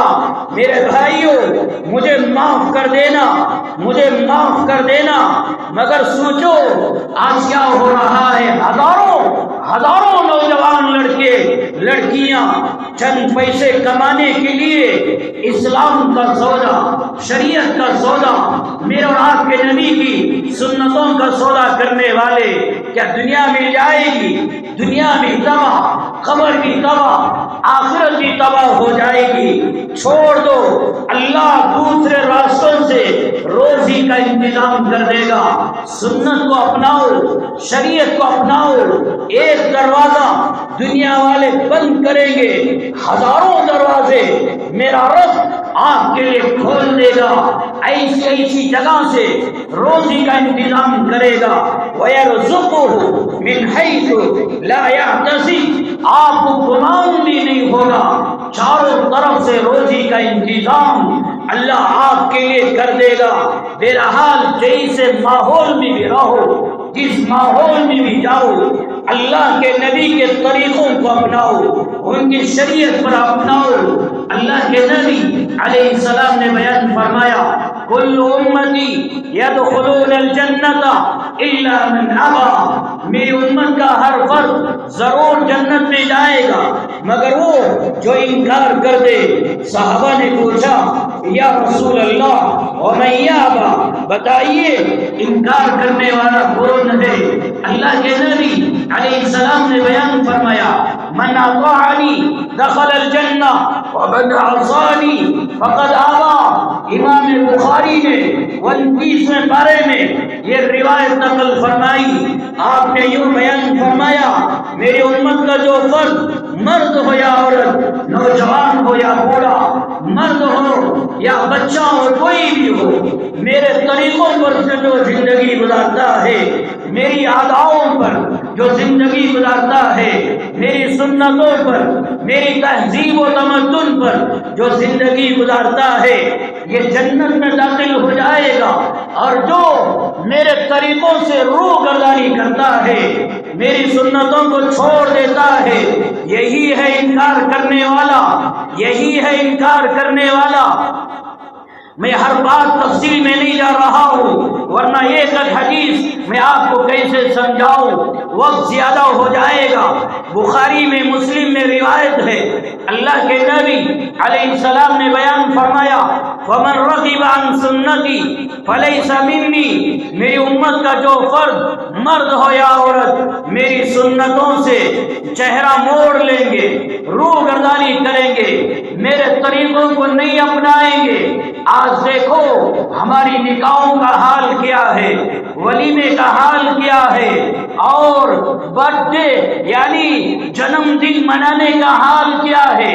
کرسچن کا ماحول، یہودیوں کے طور و طریقے، ان کی تہذیب و تمدن، ہماری تجارت کا حال کیا ہے، کیا کیا طریقے شروع ہو چکے ہیں۔ ہمارے نبی کے طریقوں سے محبت نہیں، غیروں کے طریقوں سے محبت ہے۔ میرے بھائیوں، دل کے کانوں سے، دل کی آنکھوں سے سنو اور دیکھو، جب کوئی ماں اپنی بیٹی سے کہہ دے، جب کوئی ماں اپنے بیٹے سے کہہ دے تم میرا نہیں، تم میری نہیں، جب باپ بیٹے سے کہہ دے غصے میں آ کر جا میرے گھر کے باہر، تم میرا نہیں، میری جائیداد، میری پراپرٹی میں تیرا حصہ نہیں، شوہر بیوی کو کہہ دے چلی جا تم میری نہیں، یا بیوی شوہر سے کہہ دے چل نکل باہر تم میرا نہیں، بھائی بہن سے کہہ دے تو میری بہن نہیں، بہن بھائی سے کہہ دے تو میرا نہیں۔ کیسے کیسے قسمیں کھاتے ہیں، جب کوئی واقعات گھروں میں آتے ہیں قسمیں کھاتے ہیں، میرے مرنے کے بعد بھی میرا چہرہ نہیں دیکھنا، میرے مرنے کے بعد بھی میری نماز جنازہ تو ادا نہیں کرنا، میری قبر کے پاس تو نہیں آنا۔ ایسے جملے، اتنے سخت ترین جملے آج ہم استعمال کرتے ہیں۔ جب کوئی کسی سے کہہ دے تم میرا نہیں، دل پہ ہاتھ رکھ کے بتاؤ دل پہ کیا گزرے گا؟ بیوی کہہ دے تم میرا نہیں، شوہر کے دل پہ کیا گزرے گا؟ بیوی کے دل پہ کیا گزرے گا؟ اولاد کے دلوں پہ، ماں باپ کے دلوں پہ کیا گزرے گا؟ اللہ یہ کہہ دیا میرے بارے میں، یوں کہہ دیا میرے بارے میں، دل تڑپ جاتا ہے، بے چین بے قرار ہو جاتے ہیں، رات کی نیند حرام ہو جاتی ہے، دل کا سکون ختم ہو جاتا ہے، بھوک لگتی ہے، کھانا جی نہیں چاہتا، اور کیا کیا اتنا ٹینشن لے لیتے ہیں۔ کتنے لوگ ایسے ہیں مجبور ہو کے خودکشی کرنے کے لیے تیار ہو جاتے ہیں۔ جب یہ دنیا کے رشتے اپنوں سے کہہ دیں تو میرا نہیں، یہ حال گزرتا ہے۔ دل کے کانوں سے سنو، اللہ کے نبی علیہ السلام نے بیان فرمایا میری امت کا جو فرد میرے طریقوں پر زندگی نہ گزارے، میری اداؤں پہ زندگی نہ گزارے، اور میری سنتوں پہ عمل نہ کرے، فلیس منی، یہ میری امت میں سے نہیں ہے۔ کیا گزرنا چاہیے میرے دل پہ؟ رات کی نیند حرام ہو جانا چاہیے۔ میرے نبی نے مجھ سے کہہ دیا تم میرا نہیں۔ جب اللہ کے نبی کہہ دے تم میرا نہیں، پھر مجھے بتائیے ہماری کامیابی کہاں مل سکتی ہے؟ ہم قبر میں کہاں کامیاب ہوں گے؟ آخرت میں کہاں کامیاب ہوں گے؟ جب اللہ کے نبی کہہ دے تم میرا نہیں، پھر اللہ کی رضا کہاں ملے گی؟ جنت کہاں ملے گی؟ اللہ کے نبی کہہ دیں ہزاروں سینکڑوں حدیثیں ہیں جن حدیثوں میں اللہ کے نبی نے کوئی پیغام دیا امت کو، کوئی اپنا عمل بتایا امت کو، کوئی طریقہ بتایا امت کو، اپنی کوئی سنت بیان کی امت کو، اور کہہ دیا اب اگر عمل نہیں کرو گے فلیس منا، فلیس منا۔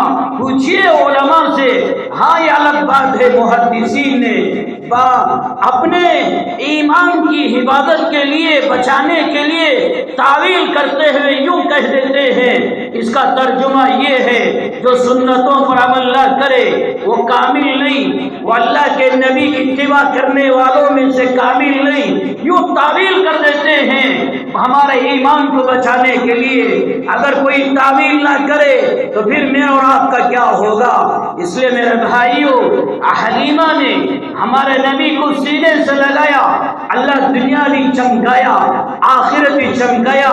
ایک وقت آیا حلیمہ ایمان لے کر آئی، یہی حلیمہ حنین کا موقع ہے، آپ مکہ جائیے، جعرانہ ایک جگہ ہے وہاں پہنچیے، ماشاءاللہ خوبصورت مسجد بنی ہوئی، حنین کا واقعہ پیش آیا، کامیاب ہو گئے، مال غنیمت بہت ملا، وہاں پہنچے اور وہاں مال غنیمت تقسیم کر رہے تھے صحابہ میں، تو دیکھا ایک عورت بوڑھی عورت چلتی ہوئی آ رہی ہے، صحابہ پریشان، یہ کون سی عورت ہے؟ ابو داؤد میں روایت ہے، قریب آ گئی، اللہ کے نبی علیہ السلام اپنے جسم سے چادر نکالی، زمین پر بچھا دیا، قریب آ گئی، وہ عورت سے کہا یہ چادر پہ بیٹھ جاؤ۔ وہ عورت نے کوئی تاخیر نہیں کی، فوراً چادر پر بیٹھ گئی، صحابہ پریشان ہو گئے، یہ چادر حضور کے جسم کو لگی ہوئی اور یہ اجنبی عورت ابھی آئی ہے، چادر بچھائی تو اوپر بیٹھ گئی۔ بعض صحابہ نے پوچھا ارے یہ بتاؤ یہ کون عورت ہے؟ تو جو صحابہ جانتے تھے انہوں نے کہا کہ آپ کو معلوم نہیں، یہی حلیمہ ہے، جس نے نبی کو بچپنے میں دودھ پلایا، 4 سال بنو سعد میں رہے، 2 سال دودھ پلایا، پھر مکہ آئی، پھر آمینہ سے کہا جی چاہتا ہے اور چند مہینے میں اپنے گاؤں میں رکھوں۔ آمینہ نے کہا کہ جاؤ لے کر، پھر آ گئی۔ تو بہرحال 4 سال وہ پہاڑیوں کا علاقہ، وہ چاروں طرف پہاڑیاں، وہاں 4 سال اللہ کے نبی علیہ السلام اپنی زندگی گزاری۔ تو یہ ہے ماں کا مقام۔ امت کو بتایا کہ دیکھو ماں کا مقام کیا ہوتا ہے۔ اللہ کے نبی اپنے جسم سے چادر نکالی، زمین پر بچھایا، اپنی ماں رضائی ماں ہے، رضائی ماں کو اپنی چادر پر بٹھا کے امت کو پیغام دیا، ماں کی عزت کرو، ماں کا احترام کرو، ماں کی خدمت کرو، باپ کا ادب کرو۔ آج دیکھو ماں باپ کی خدمت نہیں، جب ماں باپ بوڑھے ہو جاتے ہیں، بچے نوجوان ہو جاتے ہیں، یہی بچے اپنی ماں سے کہتے ہیں یہ تو بوڑھی ہو گئی، یہ تو بوڑھا ہو گیا۔ نوجوان بچے اپنے ماں باپ کو بوڑھے لفظ سے استعمال کرتے ہیں۔ معاف کرنا چاہیے، ایسا نہیں کرنا چاہیے، ماں باپ کی خدمت کرو۔ بہرحال حلیمہ اللہ کے نبی علیہ السلام کو سینے سے لگایا، اللہ دنیا بھی دیا، ایمان بھی دیا، اور مدینے میں انتقال ہوا۔ جنت البقیع میں حلیمہ کی قبر مبارک موجود ہے، جنت میں جانے والی ہے۔ بہرحال اپنے سینے سے لگایا، اللہ دنیا بھی دیا، آخرت بھی دیا۔ اسی طرح میرے بھائیوں، میری اور آپ کی آنکھوں کے سامنے، اور یہ اب اللہ کے نبی تو موجود نہیں ہیں، آپ اپنی قبر مبارک میں باحیات ہیں، مگر جاتے جاتے شریعت کو چھوڑ کر گئے، سنتوں کو چھوڑ کر گئے، قرآن حدیث چھوڑ کر گئے۔ یہ سنتوں کو اپناؤ، پھر دیکھو اللہ دنیا بھی بنائے گا، آخرت بھی بنائے گا۔ دنیا کے واسطے شریعت کا جنازہ مت نکالو، دنیا کے واسطے سنتوں کا جنازہ مت نکالو، بلکہ اتباع کرو، چاروں طرف سے اللہ روزی کا انتظام کرے گا۔ میرے بھائیوں، حضور کی ذات سے محبت کرو، حضور کی ذات سے محبت کرو۔ ہمارے دل کے اندر حضور کی محبت اتنی زیادہ ہونا چاہیے کہ اپنی اولاد سے زیادہ، اپنے ماں باپ سے زیادہ، بیوی بچوں سے زیادہ، مال دولت سے زیادہ، سب سے زیادہ حضور کی محبت ہمارے دلوں میں ہونا چاہیے۔ لا یؤمن احدکم حتی اکون احب الیہ من ولدہ ووالدہ والناس اجمعین۔ بخاری میں، مسلم میں روایت ہے، مسلم میں ایک روایت یوں آئی، لا یؤمن عبد حتی اکون احب الیہ من اہلہ ومالہ والناس اجمعین۔ بہرحال سب روایتوں کا خلاصہ اتنا ہے، تمہارے دلوں میں سب سے زیادہ حضور کی محبت ہونا چاہیے۔ ایک تو آپ نبیوں کے نبی اور نبیوں کے سردار، آپ کا مقام، آپ کا رتبہ، آپ کی شان کیا بیان کر سکتے ہیں؟ آج دنیا کا ماحول کیا ہے؟ کوئی نوجوان خوبصورت نظر آتا ہے، جی چاہتا ہے، خوش ہو جاتے ہیں۔ کوئی نوجوان لڑکی خوبصورت نظر آتی ہے، دل خوش ہو جاتا ہے۔ یہ دنیا کے حسن و جمال کو دیکھ کر ہم خوش ہو جاتے ہیں، اور دیوانے، پاگل، فدا ہو جاتے ہیں۔ یہاں تک کہ کوئی نوجوان لڑکا یا لڑکی آپسی یہ چیزوں کو دیکھ کر اتنا فدا ہوتے ہیں، اپنے ماں باپ کو چھوڑنے کے لیے تیار، اپنے گھرانے کو چھوڑنے کے لیے تیار۔ آج کتنے نوجوان لڑکے لڑکیاں ایسے ہیں، یہ ظاہری حسن و جمال کو دیکھ کر اپنا ایمان اسلام کا سودا کرنے کے لیے تیار ہو جاتے ہیں۔ میں بتانا یہ چاہتا ہوں، یہ دنیا کا حسن و جمال دیکھ کر آپس میں محبت کرتے ہیں۔ مجھے بتائیے میرے اور آپ کے نبی کی خوبصورتی میں کیا کمی ہے؟ کون سی کمی ہے کہ ہم آپ کی خوبصورتی کو دیکھ کر محبت نہ کریں؟ صحابہ سے پوچھیے اللہ کے نبی کا حسن و جمال کیسا تھا۔ ترمذی میں روایت ہے، سیدنا جابر بن سمورہ رضی اللہ عنہ روایت فرماتے ہیں کہ ایک رات چاندنی کی رات تھی، چاند چمک رہا تھا، یوں سمجھیے 14ویں رات کا چاند تھا، اور کیا خوبصورت رات تھی۔ ایسی رات میں جابر بن سمورہ رضی اللہ عنہ فرماتے ہیں، ایک طرف میں دیکھ رہا تھا کہ آسمان پہ وہ چاند چمک رہا تھا، اور دوسری طرف نبی کریم صلی اللہ علیہ وسلم کے چہرے انور کو دیکھ رہا تھا۔ جابر بن سمورہ کہتے ہیں کبھی چاند کے حسن و جمال کو دیکھتا اور کبھی آپ کے چہرے انور کو دیکھتا۔ جابر بن سمورہ فرماتے ہیں فَإِذَا هُوَ أَحْسَنُ عِندِي مِنَ الْقَمَرِ، یہ دیوبند کا فتویٰ نہیں، یہ سہارنپور کا فتویٰ نہیں، یہ امام اعظم ابو حنیفہ کا فتویٰ نہیں، یہ صحابی رسول جس نے اپنی آنکھوں سے اللہ کے نبی کے حسن و جمال کو دیکھا، وہ جابر بن سمورہ کا فتویٰ ہے کہ میں یہ کہتا ہوں کہ چاند سے زیادہ خوبصورت آپ کا چہرے انور تھا، تو آپ کی خوبصورتی میں کیا کمی تھی؟ سیدنا ابو ہریرہ رضی اللہ عنہ یوں بیان فرماتے ہیں کہ میں نے آپ کے چہرے کو دیکھا، ما رأيت شيئا أحسن من رسول الله صلی اللہ علیہ وسلم كأن الشمس تجری فی وجهه۔ ترمذی میں روایت ہے، آپ کے چہرے انور کو دیکھ رہا تھا، مجھے یوں محسوس ہو رہا تھا گویا کہ سورج آپ کے رخساروں میں، آپ کے چہرے انور میں رواں دواں ہے، جاری ہے۔ وہ دنیا کا سورج جب طلوع ہوتا ہے پوری دنیا روشن ہو جاتی ہے۔ ابو ہریرہ فرماتے ہیں ارے دیکھو یہ میرے نبی کے چہرے کا حسن و جمال ہے، یوں محسوس ہوتا ہے گویا کہ سورج میرے نبی کے چہرے انور کے اندر رواں دواں ہے۔ سیدنا براء بن عازب رضی اللہ عنہ فرماتے ہیں رأیتہ فی حلۃ حمراء لم ارى شیئا قط احسن منہ۔ آپ کے جسم مبارک پہ ایک چادر تھی، وہ چادر میں لال لال ڈوریاں تھی، لکیریں تھی، ایسا خوبصورت لباس آپ پہنے ہوئے تھے۔ آپ کے حسن و جمال کو میں نے دیکھا۔ وہ براء رضی اللہ عنہ فرماتے ہیں یہ چادر پہنے ہوئے آپ مجھے اتنا زیادہ خوبصورت نظر آ رہے تھے، آپ سے زیادہ خوبصورت میں نے کسی اور کو نہیں دیکھا۔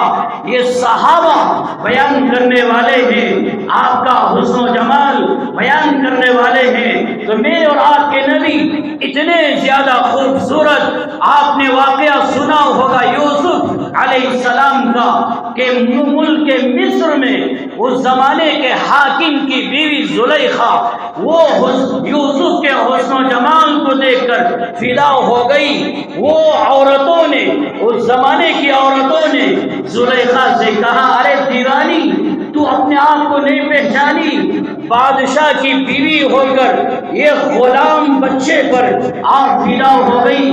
اچھا آپ مجھے تانا دیتے ہیں، آپ مجھے یوں خیال کرتے ہیں میرے بولنے سے ان کو سمجھ میں نہیں آئے گا۔ ابھی بات ختم کر رہا ہوں، توجہ کے ساتھ سنیے، میرے بولنے سے ان کو بات سمجھ میں نہیں آئے گی، چلو کچھ اور طریقہ اپنائیں گے۔ کلام پاک کا 13واں پارہ، کلام پاک کا 12واں پارہ سورہ یوسف اٹھا کر دیکھیے کہ وہ زلیخا اپنے گھر کے اندر ایک پارٹی کا انتظام کیا، کھانے پینے کا انتظام، پھل فروٹ کیا کیا چیزیں ہو سکتی ہیں دسترخوان پہ رکھ دی، اور چھری بھی رکھ دی۔ ایک عورت آئے بیٹھے، ہر ایک کے اندر چاقو ہے، دسترخوان سجا دیا گیا، چھریوں کو رکھ دیا گیا، عورتوں سے کہا کہ آئیے بیٹھیے اور کھائیے، اور پتہ ہی نہیں چل رہا تھا کہ اچانک ایک کھانے پینے کا انتظام، پھل فروٹ کا انتظام یہ زلیخا نے کیوں کیا ہے؟ کوئی عورت پہچان نہ سکی، بہرحال دسترخوان پہ بیٹھ گئے۔ جب سب کھانے میں مشغول ہو گئے، چھری اٹھائے اور کاٹ کاٹ کے ٹکڑے ٹکڑے کر کے کھا رہے تھے، عورتیں اچانک زلیخا نے یوسف سے کہا، یوسف کو بھی معلوم نہیں کیا ہو رہا ہے، تو اچانک زلیخا نے کہا کہ یوسف یہاں سے وہاں گزرتے ہوئے چلے جاؤ، دسترخوان پہ بیٹھنا نہیں ہے، یوں سمجھیے یہ دروازے سے داخل ہو کر گزرتے ہوئے دوسرے دروازے سے باہر نکل جاؤ، سمجھ میں آنے کے لیے کہہ رہا ہوں، یہاں سے گزر جاؤ۔ یوسف کو کیا پتا کیا حال چل رہا ہے، بہرحال یوسف نکلے اور وہ عورتوں کے سامنے سے گزرتے ہوئے آگے بڑھ رہے تھے۔ عورتوں نے یوسف کے حسن و جمال کو دیکھ کر یوں کہنے لگے، ارے یہ تو انسان معلوم نہیں ہوتا، یہ تو کوئی فرشتہ معلوم ہوتا ہے، زبان سے کہہ رہے ہیں یہ کوئی فرشتہ معلوم ہو رہا ہے، مگر ہاتھ میں چھری تھی، اپنی چھری سے اپنے دوسرے ہاتھ کی انگلیاں ہاتھ کو کاٹ رہی تھی۔ وَقَطَّعْنَا أَيْدِيَهُنَّ، قرآن میں اللہ نے کہا کہ وہ زمانے کی عورتیں یوسف کے حسن و جمال کو دیکھ کر اتنا دل دے بیٹھے، اتنے پاگل ہو گئے محبت میں، احساس نہیں ہوا، اپنے ہاتھوں کو کاٹ لیا۔ تو یہ یوسف علیہ السلام کا حسن و جمال ہے۔ قربان جائیے، امی جان عائشہ صدیقہ رضی اللہ عنہا بیان فرماتی ہے، وہ زمانے کی عورتوں نے یوسف کے حسن و جمال کو دیکھ کر اپنے ہاتھوں کی انگلیوں کو کاٹ لیا۔ وہ زمانے کی عورتیں میرے شوہر، میرے محبوب، میرے خاوند، میرے نبی، امام الانبیاء، سید الانبیاء، خاتم الانبیاء، محمد الرسول اللہ صلی اللہ علیہ وسلم کے حسن و جمال کو دیکھتے، وہ زمانے کی عورتیں ہاتھ نہیں اپنے دلوں پر چھریاں چلا لیتی۔ کیا حسن و جمال ہے میرے نبی کا، وہ حسن و جمال کی بنیاد پر میں اور آپ اپنے نبی سے محبت کیوں نہیں کرتے؟ میرے بھائیوں، نبی سے محبت کرو، آپ کی ذات سے محبت کرو، آپ کی اداؤں سے محبت کرو، آپ کی شریعت سے محبت کرو، سنتوں پر زندگی لے کر آؤ، سنتوں پر زندگی لے کر آؤ، گھروں میں سنتوں کا ماحول قائم کرو، بچوں کے دلوں میں حضور کی محبت پیدا کرو، اور گھروں میں سیرت کی کتابیں پڑھو، سیرت کا مطالعہ کرو، تاکہ ہمارے بچے حضور کی سیرت کو پہچانیں۔ سیرت المصطفیٰ ایک کتاب کا حوالہ دیتا ہوں، ہزاروں کتابیں ہمارے علماء فقہاء نے لکھ دی، اور لکھ کر آخر میں کہا کہ ہم نے حضور کا حق ادا نہیں کیا، ہم عاجز آ گئے، ہم کمزور ہو گئے، ہم ہار گئے، حضور کی سیرت ہم بیان نہیں کر سکتے، حضور کی سیرت ہم مکمل نہیں لکھ سکتے، سب عاجز آ گئے۔ تو بہرحال ہزاروں لاکھوں کتابیں ہیں، کہاں پڑھیں گے؟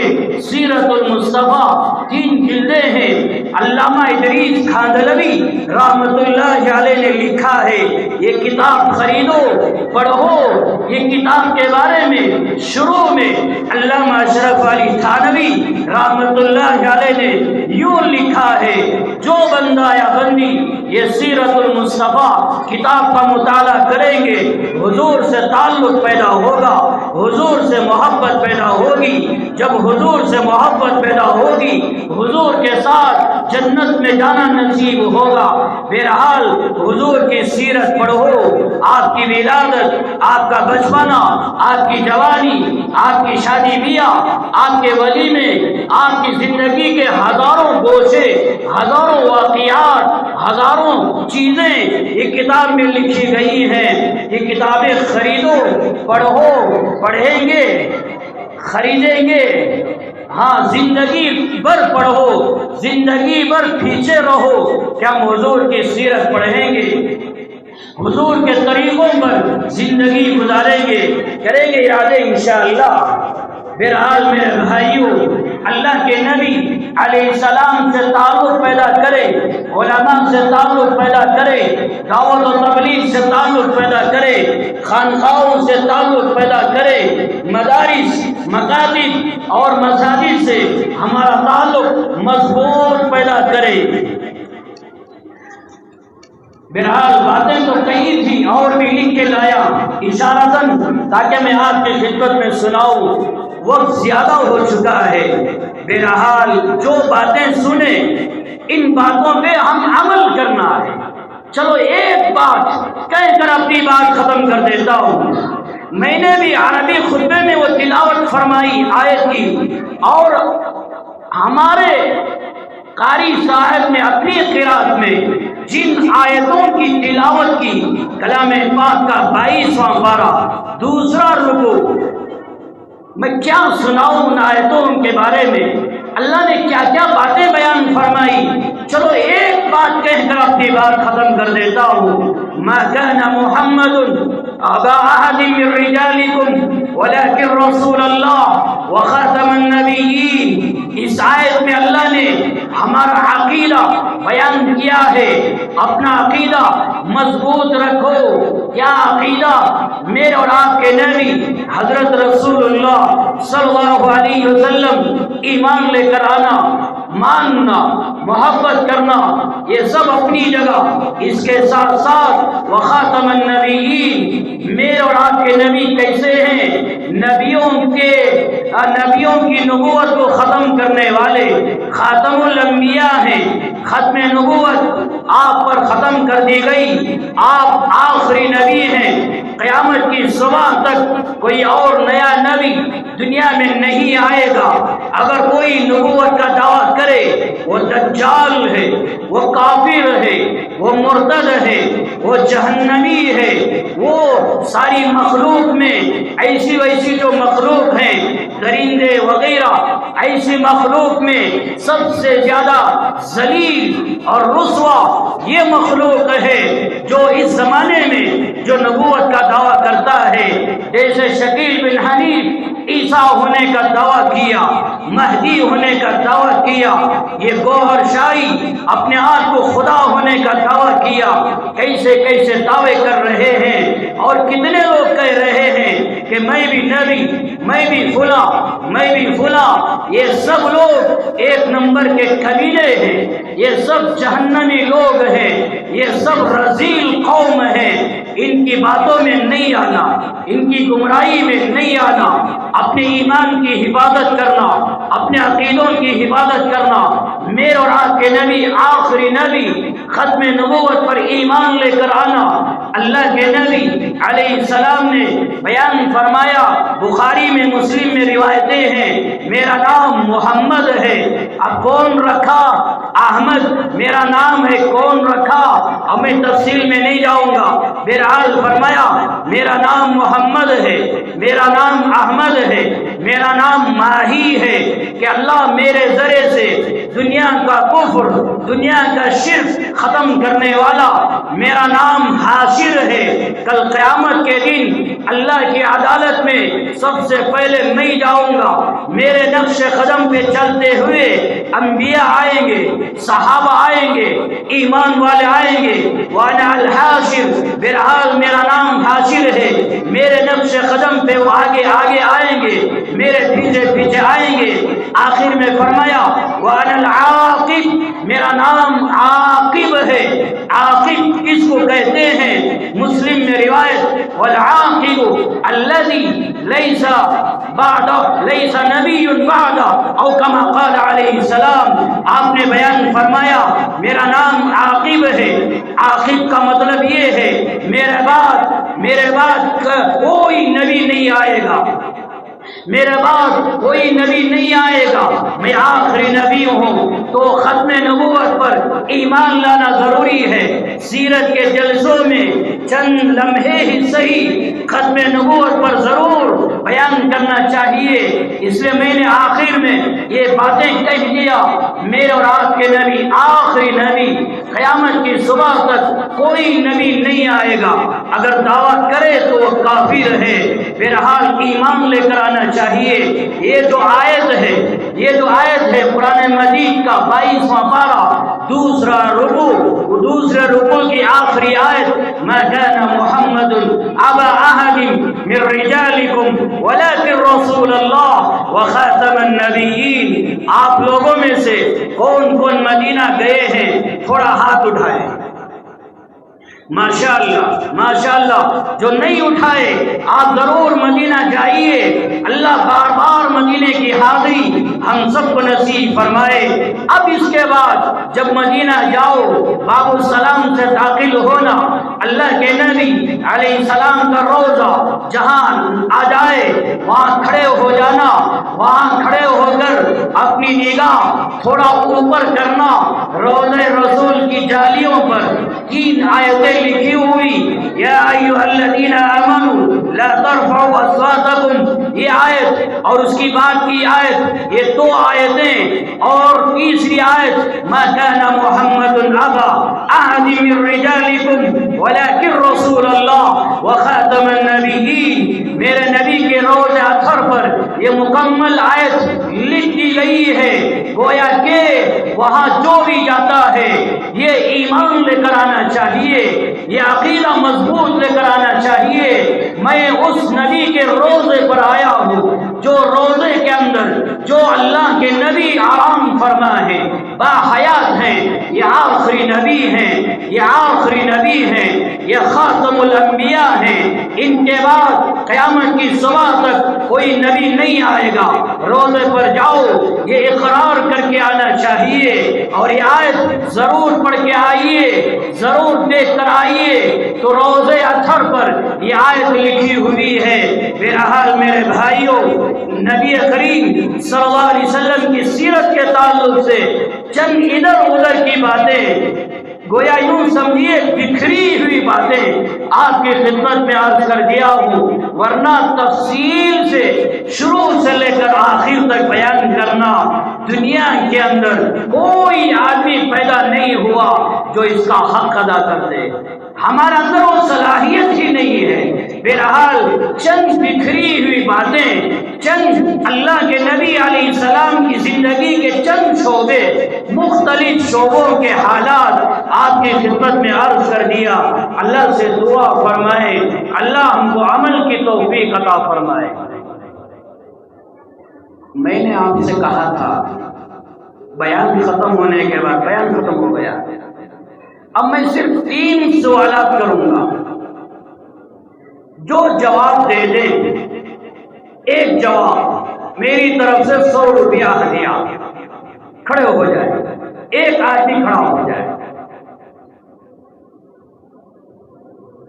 علماء کو چھوڑ کر کھڑے ہو جائیں، میں سوال کروں گا۔ میں نے جو بیان الحمدللہ نحمده ونستعینه ونستغفره ونؤمن به ونتوکل علیہ ونعوذ باللہ من شرور انفسنا ومن سیئات اعمالنا، من يهد الله فلا مضل له ومن يضلل فلا هادي له، ونشهد أن لا إله إلا الله وحده لا شريك له، ونشهد أن سيدنا ونبينا ومولانا محمدا عبده